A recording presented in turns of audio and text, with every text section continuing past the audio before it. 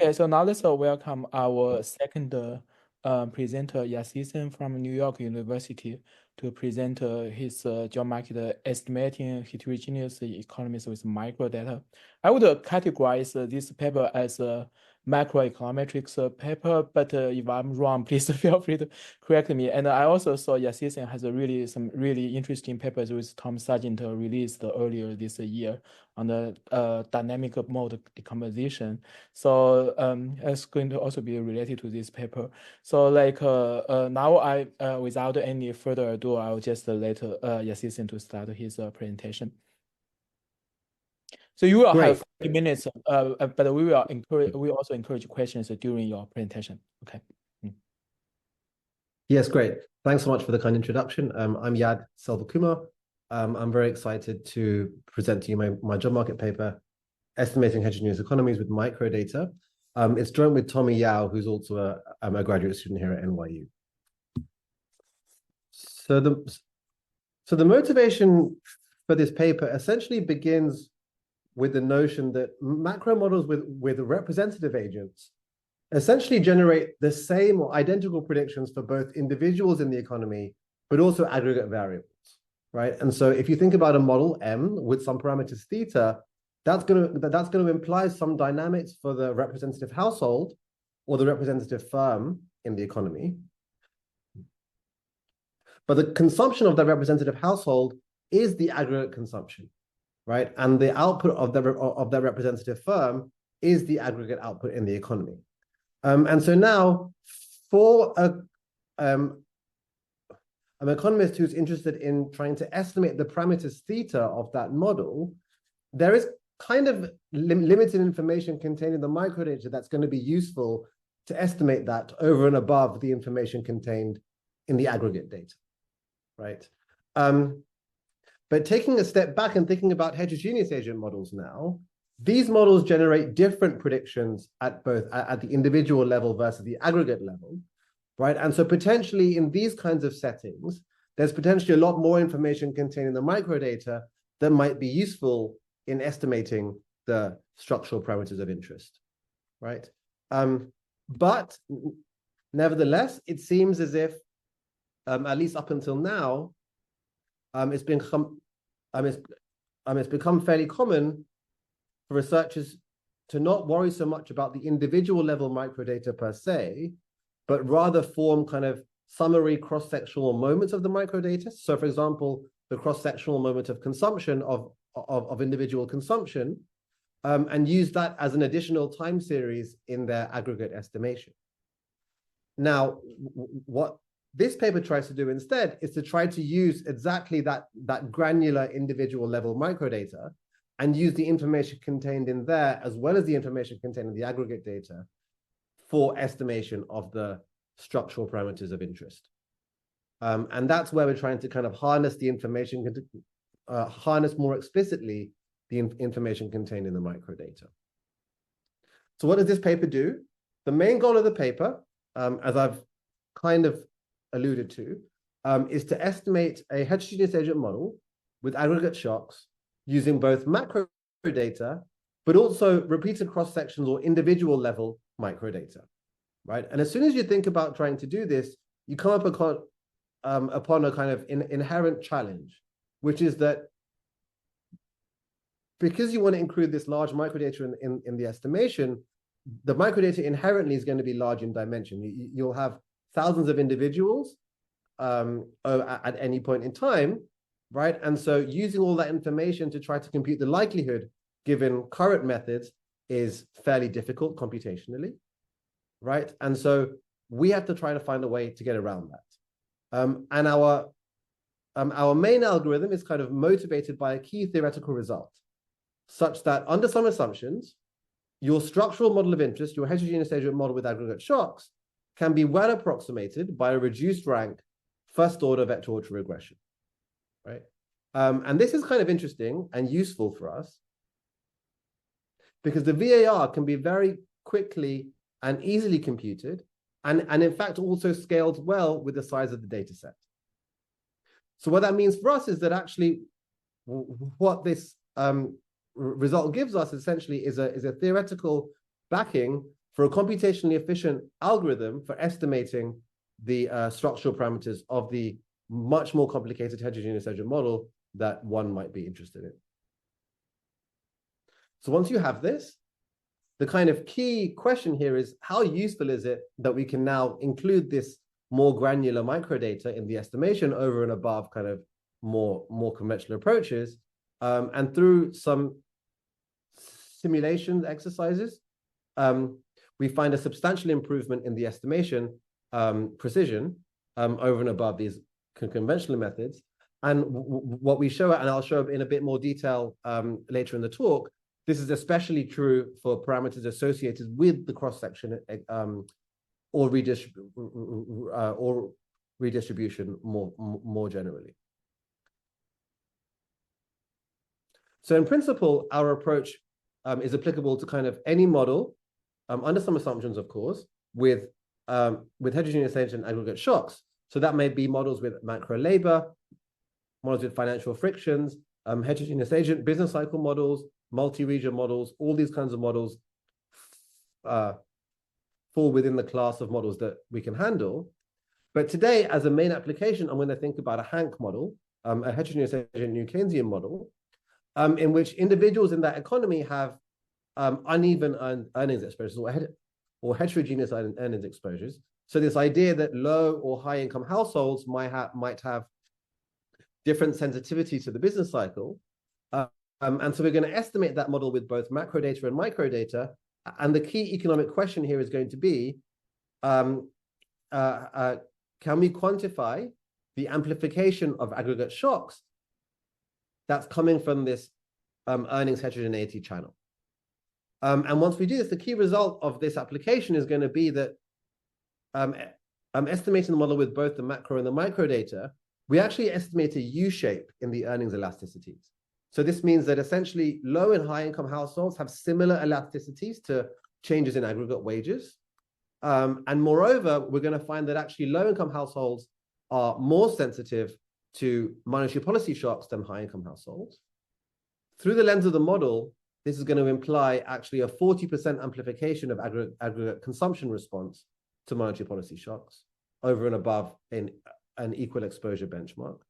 And finally, as an external validation, we run almost like a horse race to see whether the estimation model, the estimated model with macro and micro estimates is closer to its impulse response implied by those estimates is closer to what one might get with a VAR compared to estimating the model with only macro data.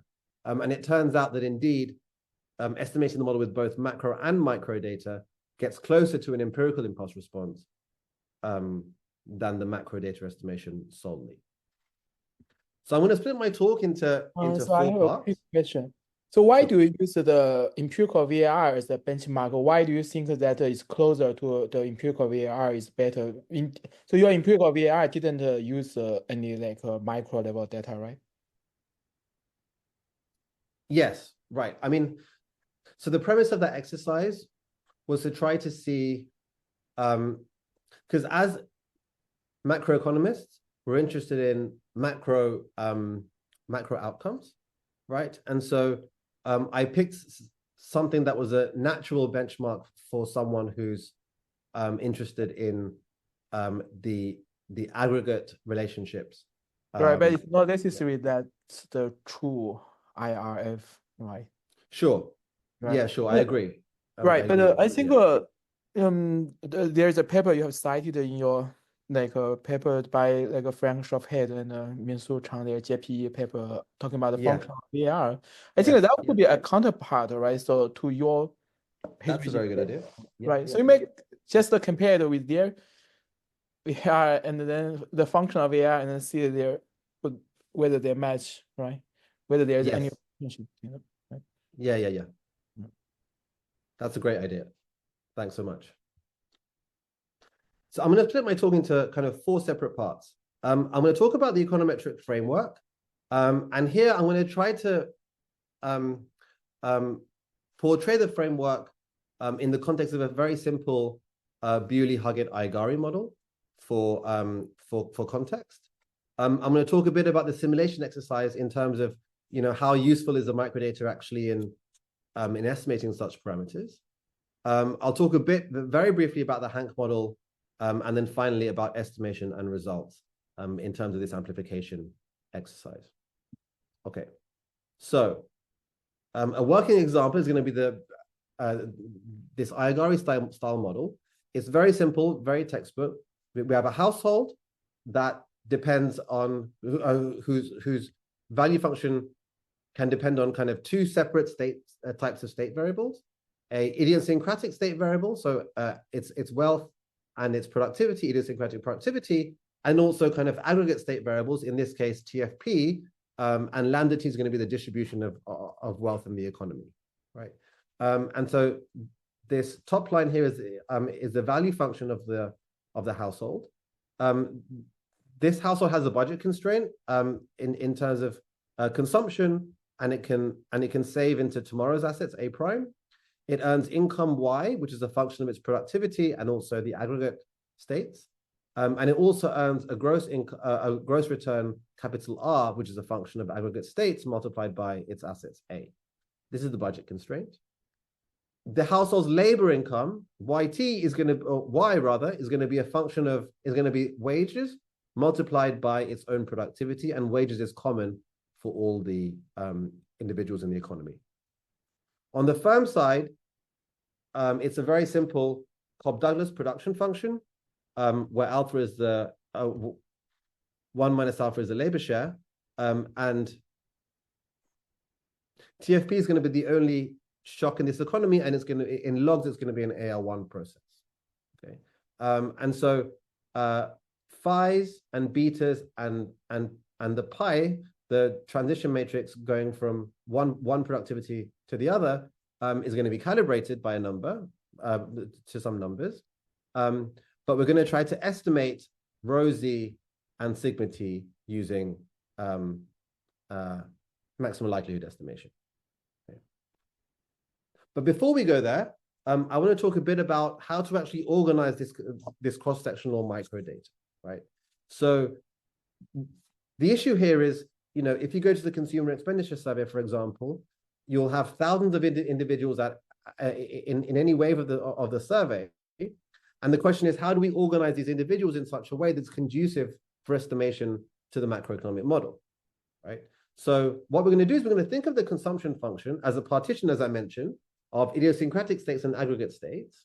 Now, these aggregate states, because they're common for everyone, let's think about them as basically just a subscript t, and call this function actually something like this, where the consumption function itself is now a function of t, the aggregate states, and then individuals are basically now just differentiated through their assets and their productivity, right?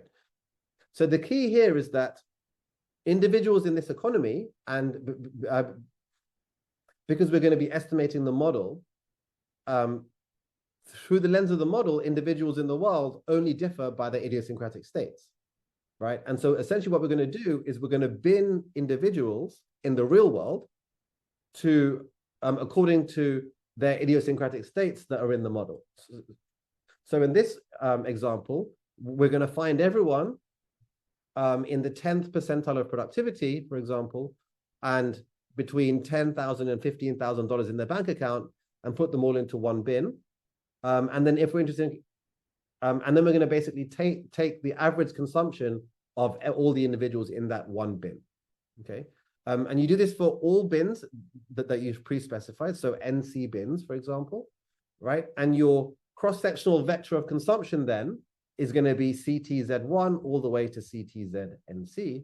And so this is going to be now your cross-sectional vector of the microdata of consumption, basically, at any point in time. You can then do this for all the waves of your data set. And once you put these all together, you'll now have a time series, essentially, of the consumption of individuals that are in the 10th percentile of productivity, and also, between $10,000 and $15,000 in their bank account.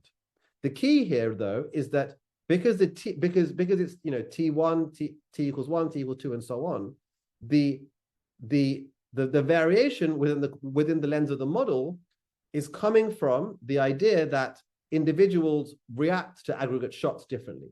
So an individual that is very wealthy would react to a TFP shock differently to an individual that is at the borrowing constraint, right? And so these differentiated responses is going to be information into the model about perhaps the process for TFP and so on. So as I mentioned, the main goal is to estimate the shock parameters of this very simple model using the time series of both macro data, so aggregate output, aggregate consumption, and so on. Typically, this would be fewer than 10 variables, right? So if you take your your kind of central bank textbook, Smets-and-Valters model, this is around 7 variables or so. But the microdata, if you want to take the cross-section of consumption, that's going to be possibly hundreds of different time series, right? And so the key question, as I mentioned before, is, we have to try and find a way to efficiently handle these large data sets. And that's where our framework comes into its own. Our framework is underpinned by a main theoretical result that states that essentially, under a key assumption, which I'm going to go through in the next slide, the structural model of interest is closely approximated by a reduced rank first order vector autoregression, right? And this approximation becomes better and better the more individuals you have in your cross section, right? So as NC gets large, this reduced rank VAR1 becomes a better and better approximation for the dynamics of the structural model. So what's the key assumption I keep talking about? So the key assumption is that the structural model has to have a linear Gaussian factor model representation, right? So think about here, the FT is going to be the factors, right? Factors at time t.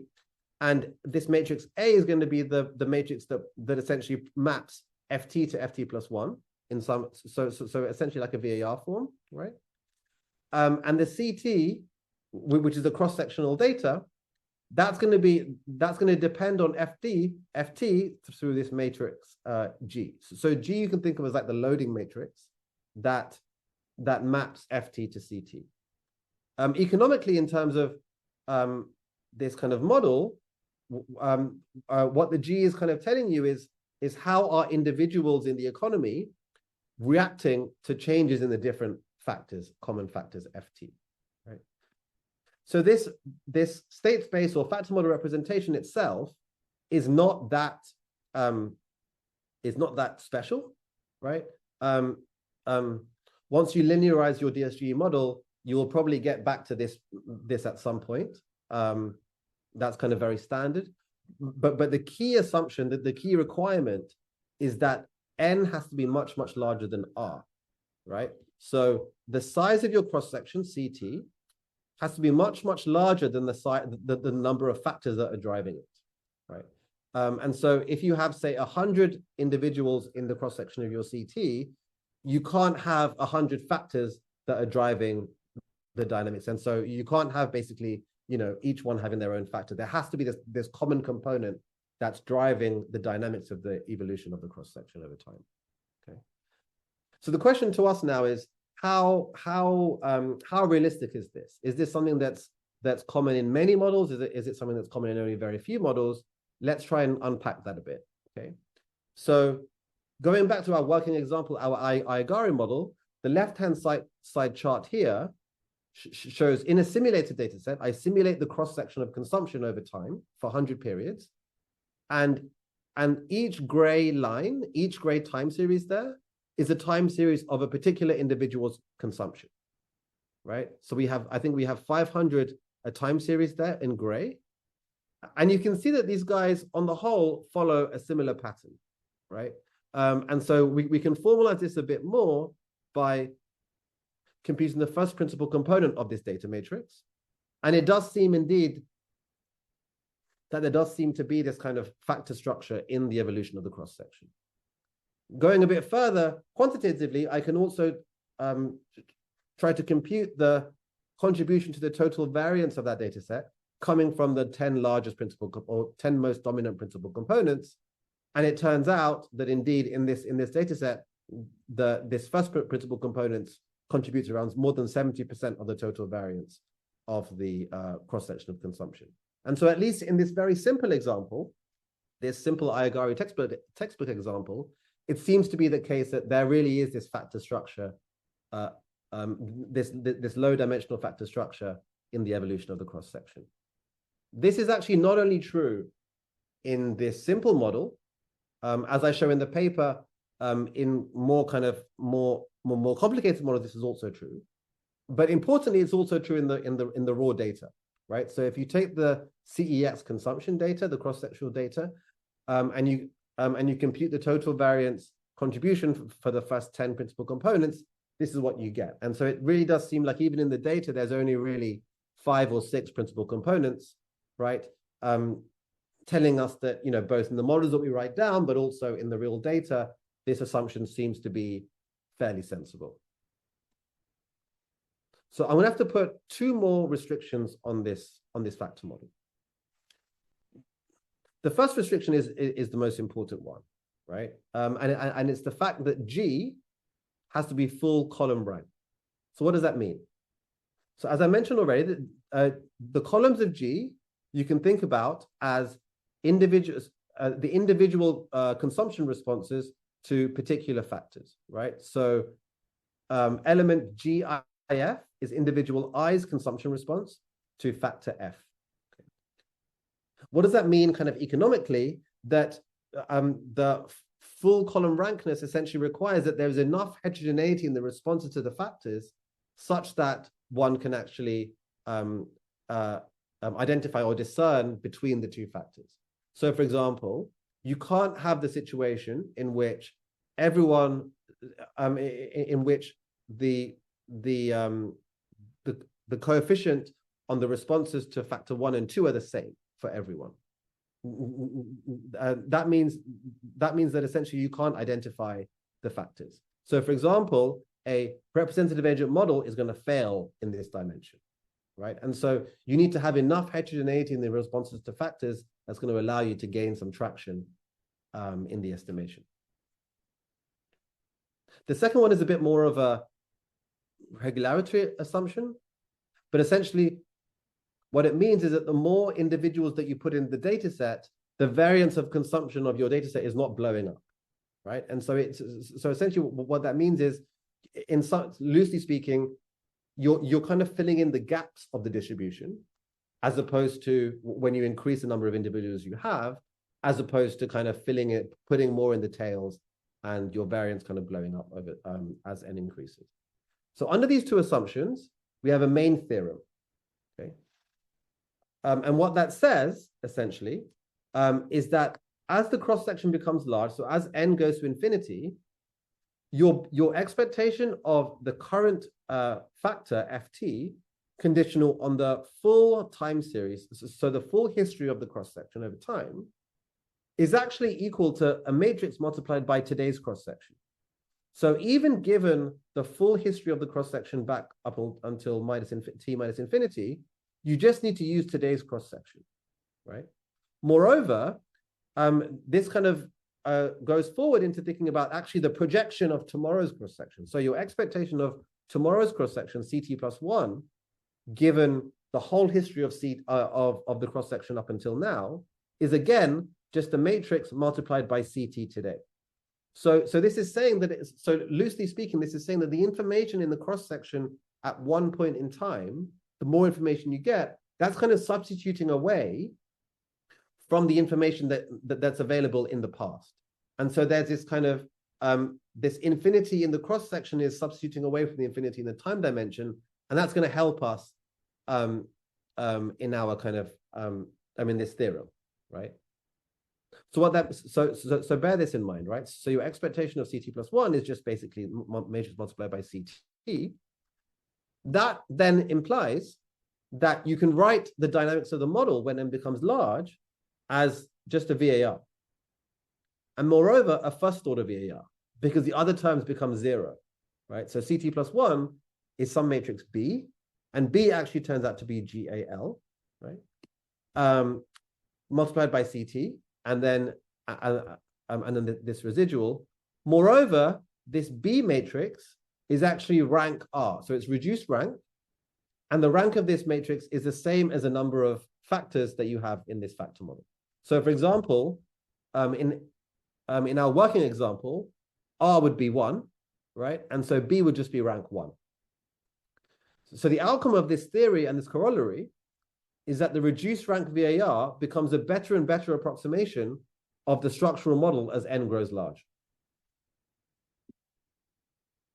So the question now is, okay, so we have this theorem and this framework to estimate using individual level microdata. How useful is it? How much do we gain by doing this, right? And so what we're going to do is try to approximate a finite sample distribution of the parameters of the parameter estimates with some kind of Monte Carlo simulations, okay? So what we're going to do is we're going to take our IGARI model, we're going to simulate it, and we're going to try, using the simulated data, estimate the parameters of the model using that simulated data.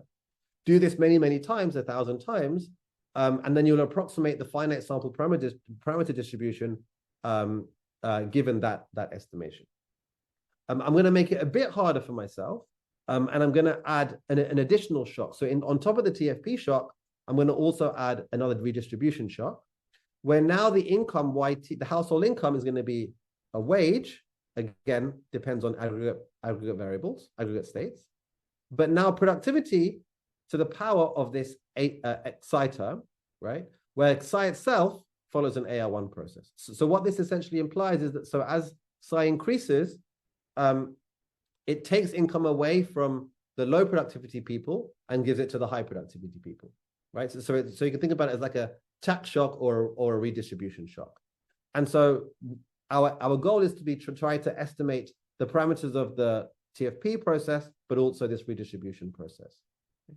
And we're going to have like a horse race here. So we're going to do three different kinds of estimations. The first one is going to be to estimate the model with only macro data. The second one is going to be to estimate the model with macro data and this cross-sectional variance of the micro consumption. And the final one is going to be what I call our way, which is macro plus micro, right? So aggregate variables, but also the individual level consumption data itself. Okay. So I'm going to plot to you 4 charts. The finite sample distribution of TFP, autoregressive parameter, TFP shock parameter, redistribution autoregressive, and redistribution shock. Okay, and so this is the finite sample distribution of coming from the macro estimation. So only estimating the model with macro data. The estimation doesn't do such a bad job actually in the TFP for the TFP process. It's a bit biased, right? Because the black is the true line, is the true value. It's a bit biased, but it doesn't do so bad. It does very badly in the redistribution shock, perhaps unsurprisingly, right? Because if you think about what this is doing, is it's redistributing income. So perhaps that doesn't show up. It's weakly identified from just the aggregate data, right? Perhaps. The next one is in blue, which is the macro plus. So this is including the cross-sectional variance of consumption as an additional variable. And this is what I called in the introduction the kind of conventional approach. It does a better job in the TFP processes, and it definitely does a better job in the redistribution shock processes, right? So at least now the distribution is centered around the true value, albeit for the AR process, but for the AR coefficient, it's quite wide. The next one I'm going to show you is going to be for our method. And so now you see a dramatic improvement in the efficiency that we gain, especially on the redistribution shock side, using the microdata. There is some improvement in the bias for the TFP shock, but the real story here is in the bottom panel with the redistribution, right? And so because now we can credibly add large dimensional microdata into the estimation, that really helps with pinning down or at least increasing the precision of the parameter estimates and also helping a bit with the bias as well.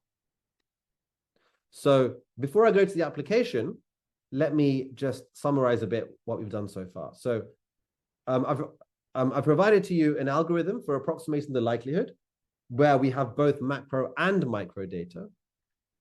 The key assumption here is that it assumes a linear Gaussian factor model representation with relatively few factors compared to that of the actual data set, the size of the data set. The theoretical result, loosely speaking, says something along the lines of the infinity in the cross-section effectively substitutes for the infinity in the time dimension, and that buys us a lot in terms of tractability, and that essentially gives us a rapid approximation of the likelihood of the model. In some simulation studies, as I just showed you now, in a simple model with aggregate shocks, the ability to include the large cross-section allows for sharp inference of parameters associated with the redistribution and the heterogeneity in this example. So, I'm next going to go to the app. Sorry, yeah. So I have a question. So, do you know exactly what F are in these cases? Yeah. So you mean the hidden factors? Yes. So good question. So if for example, so here, if I were to say have the microdata being the income, for example, right? Then you could see just analytically that the factor could be kind of the wage, right? Because the wage is going to be common to all the individuals, and the time series of the wage is going to show up in the income. With consumption, it's not so clear, right? And so what's both nice and not nice about this algorithm is you don't really need to know what the factors are to do the likelihood computation. But of course, you know, as an economist, it seems quite interesting to understand what's driving the cross-section. So I have some other work with Tom that looks at this at the data itself, and it really seems like there's kind of two main factors that are driving the cross-section of consumption in the data. And it seems like it's really to do with both wages and also the mean of consumption seems to be like a good driver of like a factor type variable in the cross-sectional evolution. I have another question. So Sure, yes. So when you're talking about like let's say the consumption data, I'm thinking about like asset prices because I'm doing asset pricing. Like if we do a latent factor model in with directly asset returns, you will see this PCA is very messy. You will see a lot of these like common factors PCA. If you do PCA, the first factor only explain like 10 to 20% of the total variations. Right. Will that affect the results if the underlying cross-sectional data was like having a very long tail in terms of the principal components? Yeah. So the one thing I would say is, so I'd say this. The issue with so the good thing about the factor model is that we allow for a measurement error, VT, right? And so if you believe that a lot of the noise is coming from measurement error, for example, and that can be the case if the measurement error variance is fairly high. So for example, this was a simulated data set, right? If I boost up the measurement error variance fairly high, then you would see more of a tail, right? And so if you believe that it's coming from measurement error, then I think we can kind of get around that by incorporating it in the measurement error term. If you genuinely believe that there are many more factors or equally amount factors as the number of variables or number of assets you have, I think you might have a problem. The one thing I would say though is so this convergence I spoke about, this n going to infinity, that convergence is actually quite fast, right? And so if you had say 200 assets, and if the number of factors were 20, I think you'd be fine. You'd be fine. And so this theorem is actually quite powerful in the rate at which this thing converges. But the good thing about this, I would say, is that these things you can all check numerically before you use the actual method, right? So you take your model and you can compute. So there are a bunch of kind of metrics that you can use to try to understand the number of factors in the actual data. So the Bayesian information criterion, all these kind of things, you can use all of them. So there's a bunch of tools out there that can allow you to ascertain whether, for your particular application, this low rank factor structure is a good assumption or not. Thanks for that question. Okay. Sorry, may I ask a quick question? Yes, with please. respect to for simulation? Is that the distribution plots is from the estimation based on the simulation? This one? No. This one and the later one, the estimates of the parameters. This one? Yes, this one. Yes. This is based exactly. on simulation, right? Okay, I have a question. Is that how did you do the simulation? Did you do the simulation based on the model of if your simulation is based on macro plus micro, or your simulation is random, all the three models are misspecified? Oh, okay, good. So I take my model and I calibrate all the parameters of the model. And so I set 0.95, 0.5, and so on. Okay. Right? And so the model is correctly specified in this world. And then the question is, so each estimation kind of model, so the macro plus micro, the model is the same. And the question is really, how useful is the macro data versus the micro data in being able to recover the parameters that generated the model in a correctly specified setting? Okay, thanks. So that may be a problem, is that this comparison is questionable, is that for macro model and macro plus model, these two are misspecified model. But the macro plus micro model is correct specified model. So maybe you're So the data generated, so the macro, so this YT, CT, and RT, right? Yeah. This is generated by the correct model. It's generated by the Iagari model. It's just that this micro plus macro has more information than this one. But the YT that goes into here and the YT that goes into here is the same. Yes, but when you simulate your data, your information also includes CT, right? Small CT, right? Am I correct? When you simulate your data. Yes. So that's when you do the estimation, the macro and the macro plus, they are misspecified in econometrics, right? But macro plus micro, I don't think it's misspecified. It's just the information set used. It's less. What he argues is, okay, I have this information. If I incorporate this information, I can recover the true parameters.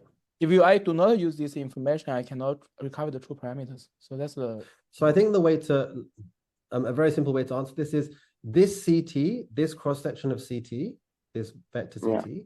If you were to aggregate this up, you would get capital CT. Okay. Right, and so everything is internally consistent. Clear. Okay. Thank you. That's clear. Okay, great. Thank you. I have a quick question. So yes, if you are going to have many interviews, but people who interview you may not necessarily know these details. Then I'm quite ignorant about this literature, so I don't know much about this literature. But what makes it happen? I think what you argue is, okay, if you have micro data, you can recover, you can estimate the model better. But then what makes this happen? Is your main results, your method is driven by the theorem you just showed. If all the restrictions are satisfied, then you don't need to know all the history of the cross-sectional distribution. That's right. Yes. You only need to know the current exactly. distribution of That's right. CT. So That's that's driving your main method, Yes. right? Yes, Okay. yes. So this theorem is a justification that we can approximate the structural model with the first order VAR. Because so generally, I'm going to choose to spend a bit more time on here than the application because I think this is very interesting and useful. But basically, this model, right? There is an infinite order VAR representation of this model. Right. Right. So you can write it actually like this. So this is bad notation. This should be CT. Okay. But this is an infinite order VAR. But under our assumptions, this thing collapses down to a first order VAR for the reasons that I mentioned before. Right. And so this first order VAR is buying us a lot in terms of tractability. Okay. Yeah. I see. Okay, great. Thank you. That's very helpful. So I have 10 minutes left. I'm going to briefly go over some motivation, then I'll show you some results. So the question, as I mentioned, is about amplification, right? So the fact that low and high income households may have different exposures to aggregate shocks, that can lead to kind of amplification of these aggregate shocks in the aggregate. So how does that work? So think about the total consumption response to a monetary policy shock. You can write that as the partial response plus the MPC multiplied by the income response, the partial Y, partial monetary policy shock. So this is true in both the representative agent model and also the heterogeneous agent models. But moreover, in the heterogeneous agent models, there's a potential for even more amplification because the MPC term itself has, so this aggregate MPC in the heterogeneous agent model is actually made up of individual MPCs, right? So you can write the MPC as an expectation of the individual level MPC plus a covariance term, where the covariance is looking at the individual MPC with that individual's income sensitivity. So if this covariance is positive, so if high MPC individuals also have higher sensitivities of their own income to aggregate changes in Y, then that's going to boost the MPC and thus the aggregate MPC and thus the aggregate response to monetary policy shock. And conversely for negative covariances. Okay. So our question is going to be, can we quantify this, or rather, can we estimate this in the data structurally, right? And then through the lens of the model, compute the degree of amplification that's coming from this channel. So what people tend to do in this literature, right, is they write individual income as just some function of the individual characteristics and aggregate income. Now, what's common is that because it's hard to do this micro estimation within the model itself, people do it outside. So what they do is they assume this is this is separable in this way, so gamma I multiplied by a function, and then run the regression in this way, right? Where now the beta i's, the regression coefficient, the slope, is a proxy for the sensitivities gamma I. Now, this is fine to do, but this really restricts your modeling choices, right? You've had to make it separable. You can't include any shocks or make it nonlinear in any way. And so now that we have a system to actually kind of estimate this thing structurally, we're kind of not bound by having to make some maybe restricted choices, right? So what we're going to do instead is we're going to specify, just for this example, I can take many more general examples than this, but just for simplicity, just allow income YIT to be a function of individual characteristics, aggregate income, but also monetary policy shocks. And so we're going to allow the direct effect of monetary policy shocks on individual income. So motivation for this you can think about as a shorthand for individuals working in different sectors and different sectors having different sensitivities to interest rates, for example. And there's a bunch of literature that explores that empirically. Okay, so here's the whole game. We have this function, right? We're actually going to parameterize this function now with two parameters, alpha y and alpha r.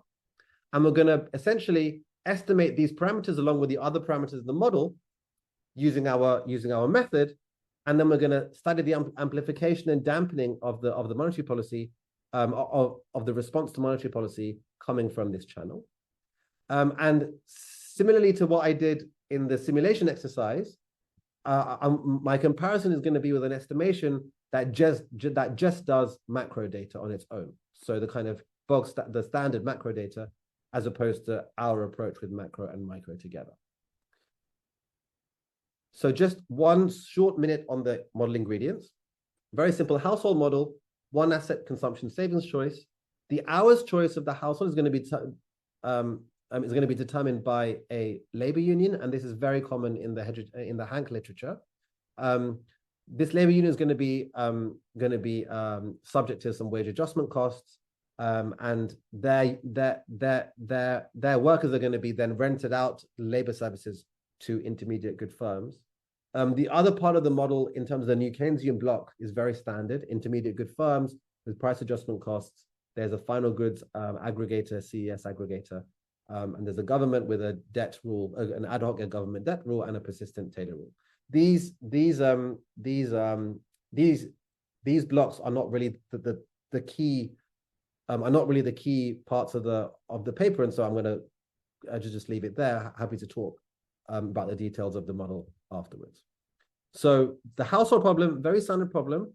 I just want to draw your attention to the income, right? So before, what we had was YT equals WT times epsilon, right, which is the productivity. Now we're going to have YT equals WT HT hours, but also now this functional form gamma, which I spoke about before. And this functional form is going to be parameterized in such a way such that in the steady state, it's just going to be Z, right? And so in the steady state, it's going to be as if we had in the Arigari model. Outside of steady state, there's going to be an income elasticity to aggregate income. That's going to be some function gamma, okay, which is the function of productivity. And there's going to be an income elasticity to monetary policy shock, which is going to be determined by this gamma R, okay?